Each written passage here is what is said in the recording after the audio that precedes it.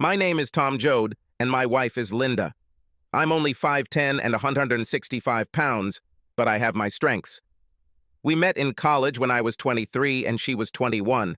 I served in the Army while taking classes to earn a double degree in economics and accounting. She majored in biology. My Army service did not require constant presence in hotspots, but it was dangerous. Our unit was assigned to carry out individual missions, often involving the punishment of someone who wanted to appear as a friend. In short, we were killers. My specialty was planning and close combat. I graduated at age 25, and 2 years later I left the Army and married Linda. In 4 years, we had 2 girls. I worked from home, handling the accounting for some local businesses, and also did some sales from home. Linda was busy with the children, but when our marriage was 10 years old, she took a job in a local laboratory associated with the college. Both girls were in school, and I was working from home so she could return to a job she enjoyed. We lived in the house where I grew up. I've owned it since my parents moved to Florida. I bought it from them when I was in college. Some of our Army missions gave the unit a chance to get a good reward, which we divided into 10 parts, so I had the money to buy what was needed. One day at the end of February, we decided to go out with our neighbor friends for dinner and dance at a club afterwards. There were 8 of us, and we all had babysitters for the kids overnight. Linda and I booked a room at a hotel associated with a dance club. She looked striking. 5'6" in, slender brunette, wearing a blue silk dress. We had a great dinner and were having a lot of fun dancing in the club when a group of 6 people showed up. One of them was a large, fair-haired guy, Mark Stevens, a professional midfielder for the local team. All the women at our table immediately noticed him. Stevens was with a charming blonde who had what looked like a large wedding ring on her finger. They danced together. Our friend June said she was a cheerleader for the team, and she's engaged to Stevens. After they had been there for a while, I noticed Stevens looking at our table. He stood up and walked towards us. He immediately turned to Linda and simply asked her to dance without even looking at me. I put my hand on her shoulder to stop her, but she got up from the table and went with him. She didn't even look back at me. I was more than a little annoyed. I was even more annoyed when, after 2 fast dances, it was time for a slow one and Linda melted into Mark's arms. I stood up and walked to the bar, right past them. The women at our table didn't like this, and they made that clear. But I went anyway.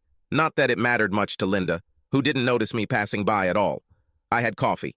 When the slow number ended, they parted, and Linda returned to her table. I stayed at the bar and drank my coffee. I saw her look around for me and saw me there. She looked a little worried. She sat down next to June. I walked over, and as I got closer, they both stood up. I asked, "Did you have fun?" "Sorry, maybe I got a little carried away." "Maybe so." June chimed in. "Tom, it was just a little dance, nothing special." "I thought it was insulting to me," I said. I sat down. "June and I are going to the ladies' room." "We'll be right back," Linda said. They left, and Mark left through the front door, without the blonde. June returned, but Linda was not with her. I asked, "Where is she?" "Tom, Linda is not here now. She left with Mark."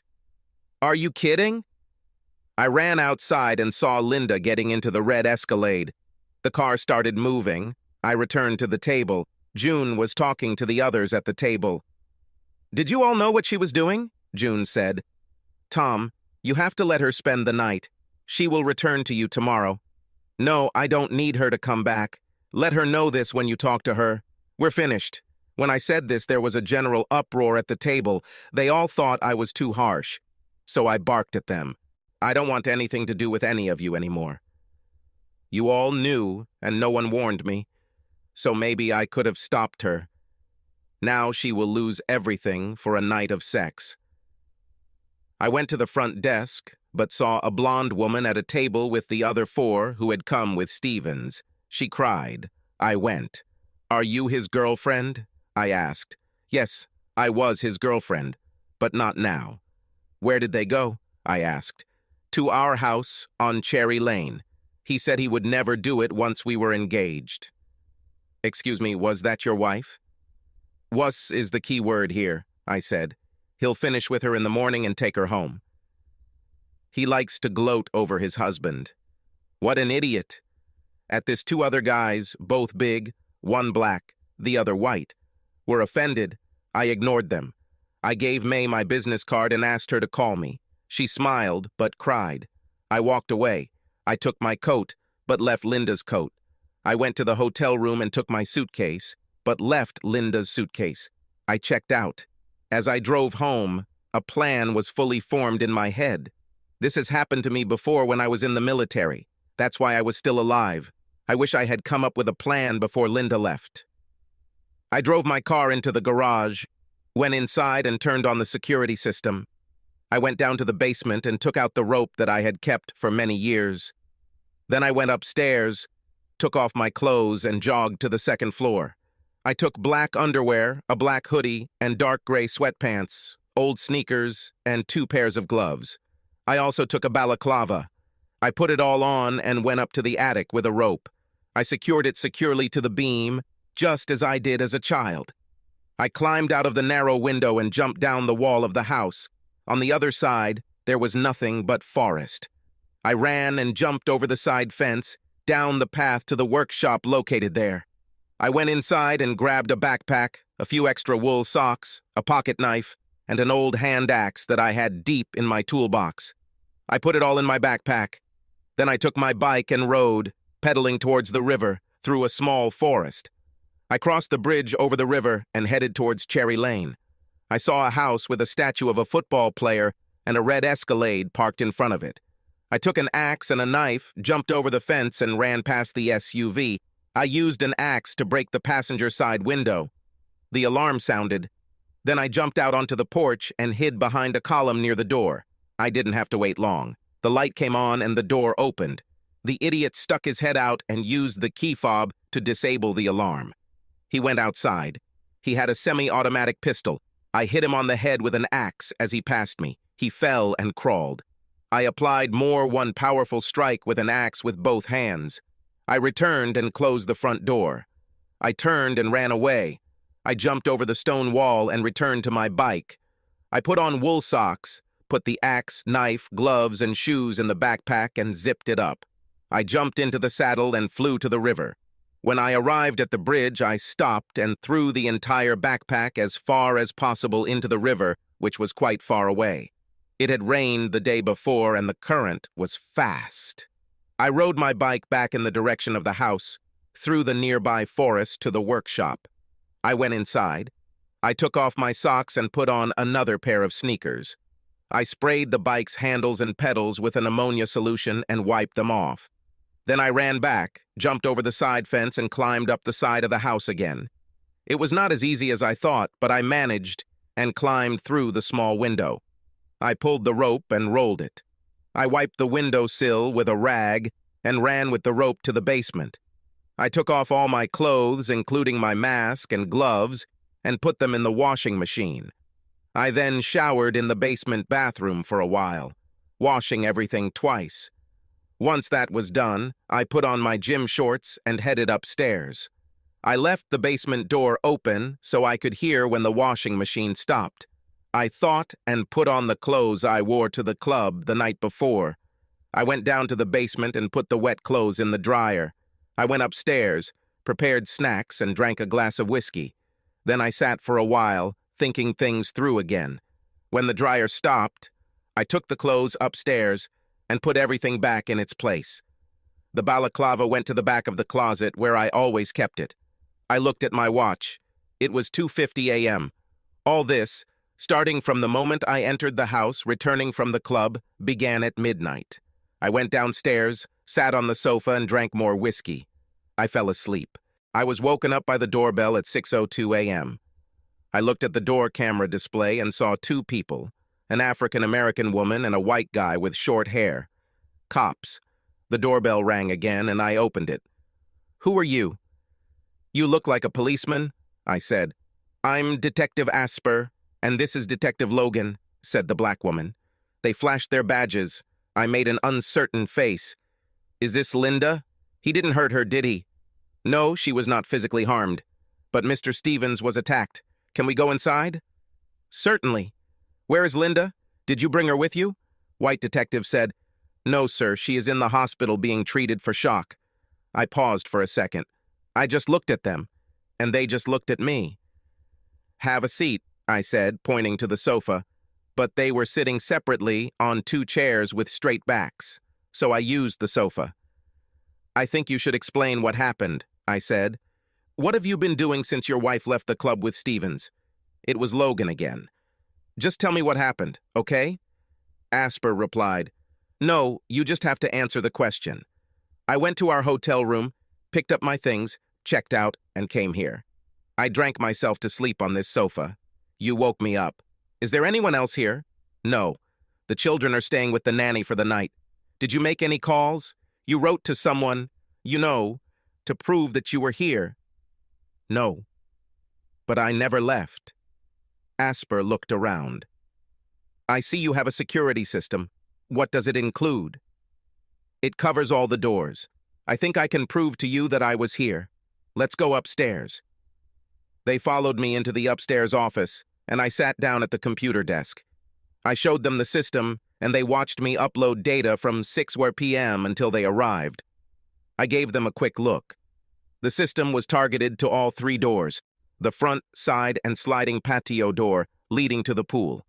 The side I went down had no door, looked out onto the woods, and had 2 large windows, neither of which opened, so there was no surveillance there. We'll have to take this computer, Logan said.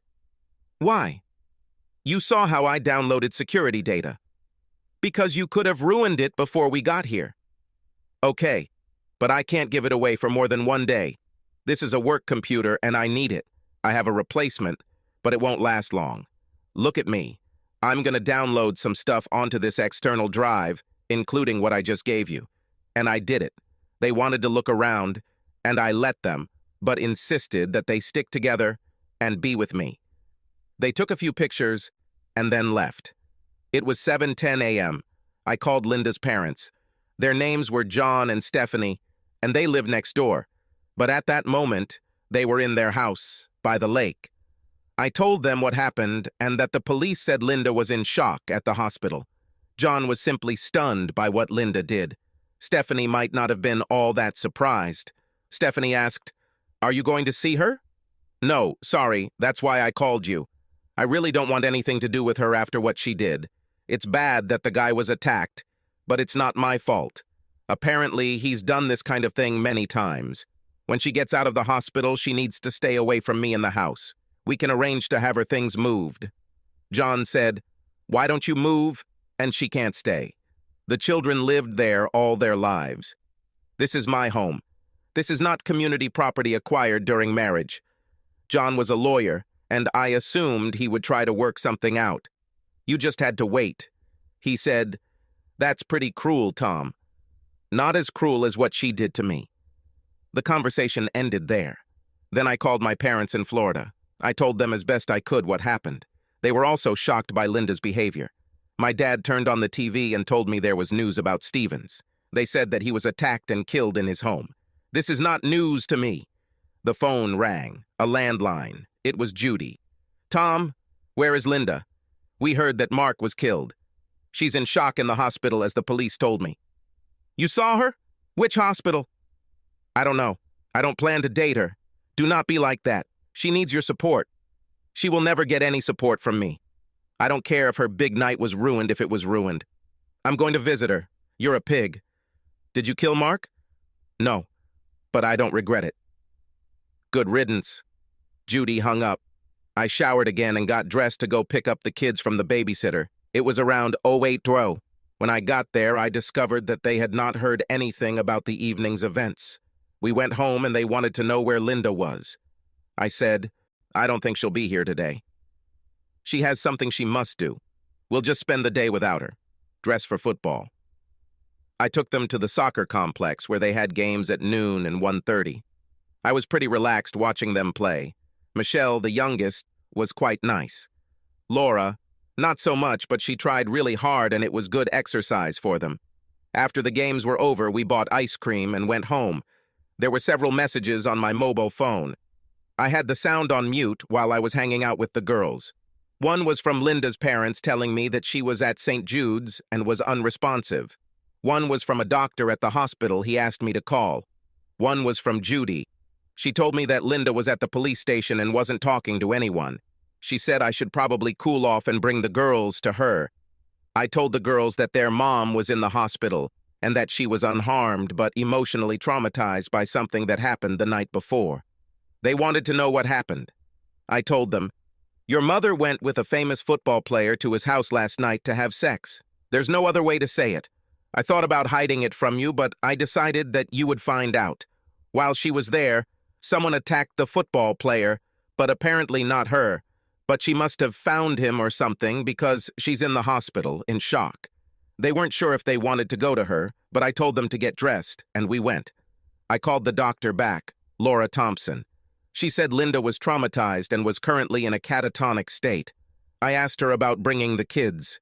She hesitated. The doctor asked, "Are you going to visit her?" "I really don't want to see her at all.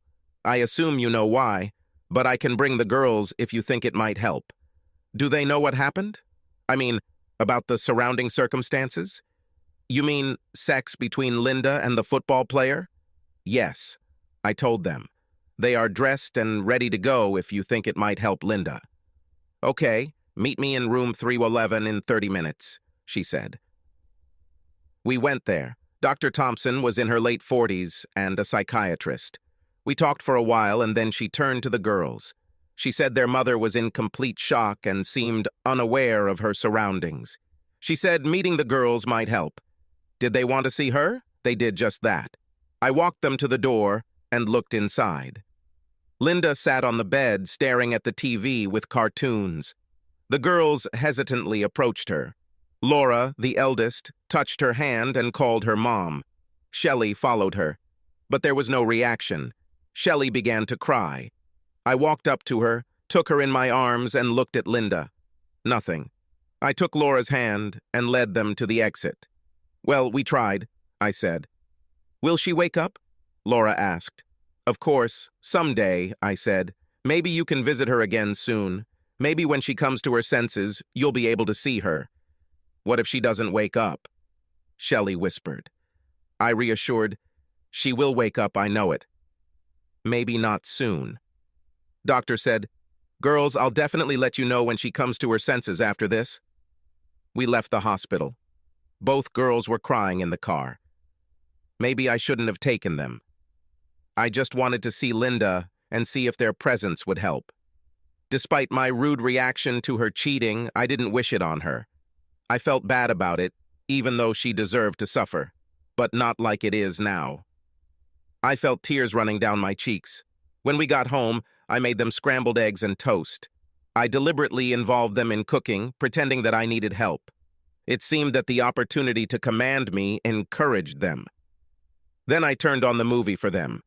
I went into my office and called my friend to see if I could get any information about what happened at the Stevens house after I left. He was a public defender and good at his job. He said I wouldn't be able to get police reports, but he had an idea. Ambulance mileage reports were publicly available. I asked him to answer if he could, and we hung up. I went into the living room and absent-mindedly watched a movie, wondering what might happen. An hour later, my lawyer friend called back. He said he emailed me information about calling an ambulance. I told him about the police visit. He said that if the security system showed that no one had come or gone, I probably wouldn't have anything to worry about. But he also said that the police might get a search warrant or might want to talk to me again. He recommended a lawyer if needed. I didn't think I needed a lawyer, but I called the woman anyway after I saw the ER report. Police found Linda with Stephen's head in her lap. She was covered in blood, wearing only a thin robe. She repeated, "No, no, no, no," over and over again. The police picked her up and put her in the ambulance. She was unresponsive when the ambulance arrived and all the way to the hospital. An officer rode with her, asking if she saw who did it, but he didn't receive any answer. It made me sick, and it made me wonder if she would ever recover. I looked up PTSD, post-traumatic stress disorder. I've already looked for it before, for myself. I have studied the shock-induced catatonic state. It seemed that people usually recovered from a catatonic state, but could suffer from PTSD for years. The lawyer, Joan Drake, made an appointment for me on Monday morning at 09:30. She gave me her mobile number in case the police arrived early. They didn't do this. The girls and I spent Sunday goofing around as I tried to convince them that Linda would return eventually, but would still need our help. For me, I wondered what her reaction to me might be when she had it. I was pretty sure she didn't see anything, and if she really saw something, it would only be a man in all black and a mask. But maybe she will assume that I did it. I did not know. I didn't think she had any experience with me that would have led her to seriously think that I was capable of doing what I actually did. On Monday, I took the girls to school. I followed local news coverage of Stevens's murder. Linda's name was not mentioned, but it was said Stevens was accepting a married woman when he was attacked outside his home. A neighbor called the police in response to Linda's screams. Until now, no one other than the authorities had linked Linda or me to the murder. But I assumed that this would change over time. Joan Drake was a graceful blonde of about 45. She was also quite edgy, just like my friend said. I told her the story from the beginning and gave her a copy of the ambulance report. She was shocked. She stared at me. I looked back at her and simply said that the police had a copy of the CCTV footage and that it had not been tampered with and showed absolutely no one coming in or out between the time I got home and the time the police came. I asked her to return my computer because I needed it for work. I gave her the advance and listened as she called the police station and asked for Detective Asper. "Hello, Detective," she said. "This is Joan Drake. I'm calling about Tom Joad. I want to know if I can return his work computer." "No, I think you had enough time to see if there were any changes. You know there weren't any." "Okay, I'll send someone tomorrow morning to pick it up from you." "No, I'll send someone from the office. He won't come." I raised my hand. I mouthed, "I'll come." She nodded. "Okay, he'll be there." 9:00 wow. When she hung up, I told her that I would not talk to the cops and that I would have my phone with me to record conversations if there were any. I left. That afternoon, the girls returned home from school and immediately asked about Linda. I already called the doctor, and no significant changes have occurred. They went about their homework. Later, we got pizza delivered. I told them that if their mother didn't come home soon, I would have to learn to cook. This caused laughter. I'm actually a good cook, just never made it at home. When her sister came upstairs, Laura asked me if I could forgive Mom for having sex with another guy. "Maybe," I said. "I really don't know. Right now, I just want her to feel better." Then the landline phone rang. It was Jim Beeman from the newspaper. "Mr. Joad, this is Jim Beeman from the Tribune." "Hello? We have information that it was your wife, Linda, who was with Mark Stevens when he was killed. Can you confirm this? I wouldn't want this to become public knowledge. My 2 kids are in school, and they might get in trouble if this comes up," Jim said. "So, you confirm it? How do you feel about the death of your wife's lover? I understand what you're getting at. If anything you publish causes any harm to my family, I will act against you and your newspaper. It will come out, Mr. Joad. There's nothing I can do about it." I looked out the window and saw a TV truck parked in front of the house. Channel 7. I said, "I see a TV truck. I think you're right. Crap. I'm sorry I have to go." There was a knock on the door. I looked into the camera and saw a young woman with a microphone. I spoke over the intercom. "Get out. You're trespassing on someone else's territory, and I'll call the police." "Is your wife there, Mr. Joad?" I called the local department and told them I needed help removing the press from my porch. And they did respond and removed what was already a group of 6 people from the porch, but they didn't go far. There were now 4 trucks there. I called the doctor and told her to make sure Linda was safe before the press came. I talked to the girls and told them that I thought they could stay somewhere else with me and homeschool, but they said they wanted to continue going to school even if they had to live elsewhere. I said I'd think about it. I called my lawyer, Joan, and asked her for advice. She said she would make a statement to the press if I wanted to see if that would calm the tension. We arranged it. The statement was made through her office and stated that my family would like for her to be allowed to continue her normal daily life. It said that I do not comment on rumors about my wife and will not comment on them in the future. It stated that continued media presence outside the home would result in legal action if it harmed the family, and that we would appreciate it if the trucks left. Meanwhile, Detective Asper and her boss announced a press conference at 7 p.m. I was watching. Police said Mark Stevens was attacked outside his home and killed with a sharp object. It said that although a woman was in the house at the time, there was no indication she witnessed the attack. It said the investigation was ongoing. The first question was whether the woman was married and whether her husband was a suspect. Detective Asper said, "Since you all know her name, I assume you know that she is married. But we have carried out a thorough investigation into him, and there is no indication that he was involved in the attack. In fact, he appears to have spent the entire night at his home, some distance from the scene of the incident." The reporter spoke. "What about other women? Married women? Their husbands?" "We thoroughly investigated allegations that Mr. Stevens regularly seduced married women and found that there was some truth to this. In fact, he appears to have carried off several married women in the presence of their husbands. So we explore this aspect." Chief Johnson interrupted the meeting. "That's all for now. If we have anything more before our briefing on Wednesday, we will let you know." And the police left amidst screams. "I've made arrangements with the girls' school to have their assignments delivered here or sent by computer over the next few days. I called Linda's parents and told them to beware of the press, but no one had shown up yet. They also disappeared from our street. On Tuesday, the doctor called and said Linda was starting to respond and that the police were with her. I told her parents, and he gathered the girls to take them to the hospital. By the time we got there, the police were already leaving. Detective Asper said she would like to speak with me after my meeting with Linda. I agreed. Linda still seemed stunned. She greeted the girls with a smile and hugged them. But she didn't look at me. The girls told her about TV trucks and school. But then Linda seemed to doze off, and the doctor said we should let her sleep. Her parents were outside talking to the girls when I went to see Detective Asper. "She looks like she's getting better," Asper said. "Maybe. I don't know, really." "Are you going to take her home?" "Until she gets better, and then I'm sure we'll separate." Asper said, "I think you should give her a break. What other punishment could she receive besides what happened? It's not about punishment, it's a matter of respect and trust. I will never trust her, and I will never respect her. And maybe she will never respect me either." Asper smiled. "She may be afraid of you. She may not trust you either.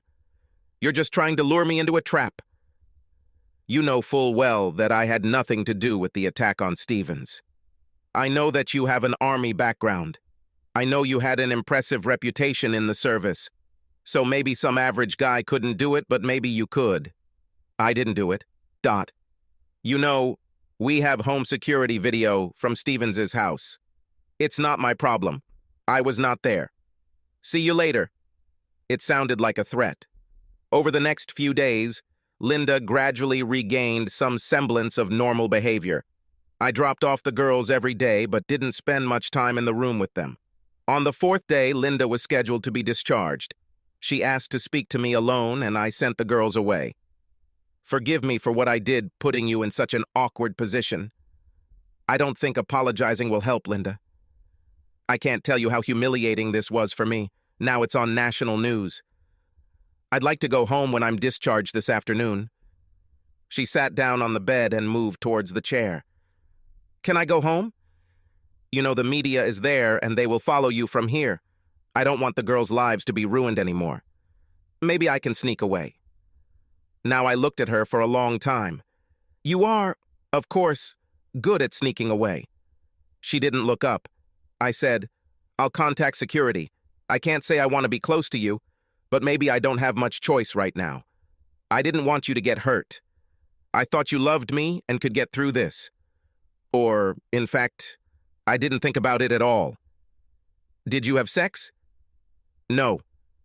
We were naked in bed when the commotion began. I looked at her closely and realized that she was lying. You see, I can't say that I believe you or would believe everything you tell me. In fact, I can never trust you again. But we can see how things go. Okay, I love you. I just turned around and walked out. I went to the hospital security office and arranged for a car to pick Linda up behind the building and take her to my home. It was scheduled for 4 p.m. Everything went without a hitch, and she got home around 4:45. The children and her parents were there with me. I made a bed for myself in my office. Linda will sleep in our room. The rest of the day was very awkward, to say the least. Her parents did not quite understand how to behave in this situation. Linda, her mom, and the kids were playing Monopoly in the living room. Her father wanted to talk, so we went to the patio. John asked, "What are you going to do, Tom?" "I really don't know, but there's a good chance we're finished. You must try to forgive. You have loved each other for so long and you have a wonderful family." "I know. But I wonder if we've really loved each other for so long. If she loved me, she would never have done this. She said they didn't have intercourse. She said so.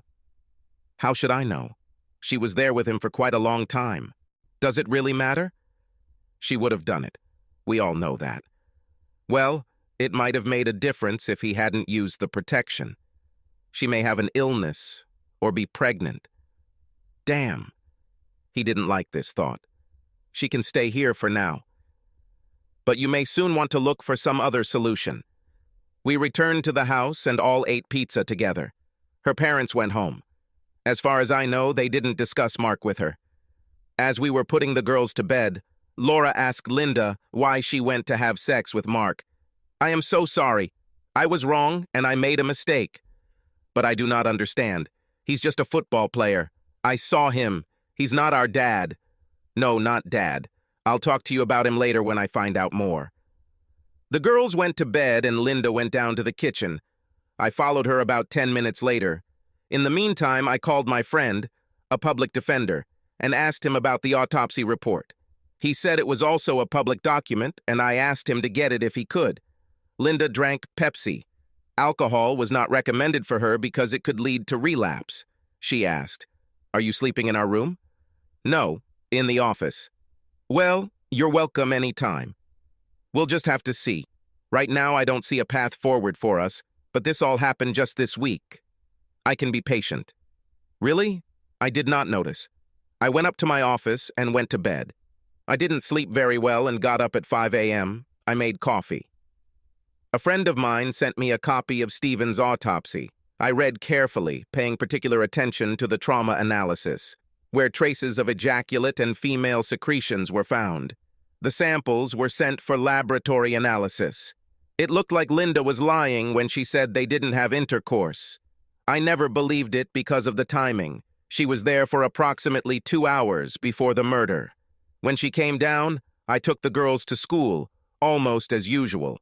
However, they were a little depressed. I spent a lot of time considering my options. If it weren't for Linda's illness, I would never have let her back into the house. But there were benefits to allowing it, including making things a little easier for the girls if things calmed down. As soon as I entered the house, another TV truck pulled up outside, and a young woman got out and screamed at me, asking if Linda was home and if I had forgiven her. I smiled, waved at her, and warned her not to enter the territory. I went inside. Linda baked some cookies and offered me one, which I took. "There is a TV truck outside. They don't know you're here, and maybe they shouldn't know." "What do they want? They already published my name and what I did at his house. Can they do any more harm?" "I'm sure they can come up with something." I looked at her. "I was wondering what to do with you or us. I'd like you to write down for me exactly what happened last Friday, from the moment that idiot walked up to us until you ended up in the hospital. This doesn't have to happen right now, but it should happen quickly if possible. If it's too traumatic, skip the part and write later." "I will try. I also need to call and see if I still have a job." "Why would they fire you? For cheating on me? Why should they care?" "Well, I was gone for a whole week." She called and was told she could take a week off sick and the next week off. She went to her bedroom and sat at her desk, typing on her computer. I left her alone and went to my office. where I began to study the autopsy materials. I made sure I would get the test results, but probably not for a few days. Linda was trying to act normal around me, that much was clear, but I thought she must have some questions about what happened. Our routine life continued for 2 days until I received the test results. Linda's DNA and sexual fluids have been identified, so she probably lied about sex. I waited to see what she would write to me about what happened, but I just couldn't imagine continuing my life with her as my wife. The next day after dinner, Linda walked into my home office. "I finished writing. Here." She handed me the printout. I read what she wrote. "Tom, forgive me for my weakness. When Mark asked me to dance, I was so excited. He was charming and had such a reputation. When we danced, I really didn't think about anything else. When the slow dance began, I was simply at its mercy. He pulled me towards him. Honestly, I would have given myself to him right there. I don't know why he was so attractive to me, but he was. He told me to sneak out the side door and we would go to his house. He said I'll have the best sexual experience in my life. I believed him. When the dance ended, I returned to our table, and you were not there. I agreed to go to the women's room with June. When you returned, I saw that you were very angry, but I thought you'd get over it eventually, and I wanted Mark so badly. So I went out the side door, and we drove to his house. He kissed me as soon as we walked inside, picked me up and carried me upstairs to his bed. We had very passionate sex. As we were finishing, the car alarm went off. He put on his robe and went out. He told me to wait there. I looked out the window but didn't see anything over the porch roof. I saw someone running away dressed in black. The man jumped over the fence. I found a robe and went down to the front door. He was lying in the driveway. I ran up to him. His head was smashed. I was in some kind of trance, just stunned and shocked. I felt guilty, as if it were my fault that I had sinned. The police arrived, and I remember being in the hospital. I'm so sorry about all of this. I love you, and I don't know why I did what I did. Linda. I looked up at her. Tears were streaming down her face. Tom, were you the man I saw? I was here all night drinking, regretting the end of my marriage and the changes that had to happen in my family. There was hatred in me. But of course the police told you I was here. They have surveillance footage. That's what they said when I asked. But, no buts. I can tell you that I think Stevens got what he deserved. No, Tom, he didn't deserve this. He was nice. And he turned your world upside down, right? Tom, don't... Why not? I want you to know that I will never be able to love you the same way again. Maybe I won't be able to love you at all. The man I thought I married would never do what you did. Was it worth it? Was the sex worth what you lost? What has he lost? You know, the sex was really impressive, but it wasn't worth what happened. If we had this night and I came home the next day, well, maybe. But he's dead and I'm screwed forever. Yes. You killed him. She turned and ran out of the room. No, you killed him, I muttered. After that, our relationship became cold. I decided not to try to convince her of my innocence or try to make amends to her in any way. Of course, I would never admit to her what happened. I assumed that if I did this, she would immediately tell the cops. She was a woman who could not be trusted at all. She just told me that if Stevens hadn't been killed, her night would have been worth the consequences. Maybe not in such terms, but still. A few weeks later, I filed for divorce. I asked for custody of the children so they could stay in the house. Linda still had a job, so I didn't ask for alimony, child support, or free visitation. Linda recovered enough that I insisted that she move out. She went to visit her parents. I served her there. Soon after, her father called. He wanted me to take the papers, and Linda was desperate. I told him she deserved to be desperate and should get a lawyer. He was very angry, but I didn't know who he was angry with, me or her. He asked about visits, and I told him she could come any night and stay until the kids went to bed. Linda showed up the next day at 5 I made some macaroni and cheese and we ate with the girls. We played a few board games with them and put them to bed. After that, Linda wanted to talk, but I was not in the mood to talk. We need to figure this out, Tom. It won't do the girls any good if we're apart. They will have to adapt. You can find a place where they can come to you.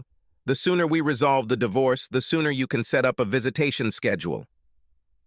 Please, I don't want a divorce. I made a mistake. Okay, it's a big mistake, but I love you. There's no way we're going to stay married after you openly had sex behind my back. Forget about it and move on. Linda began to cry. Don't sob, just cry quietly. I really felt sorry for her, but not enough to change my mind. We're finished. The divorce took place.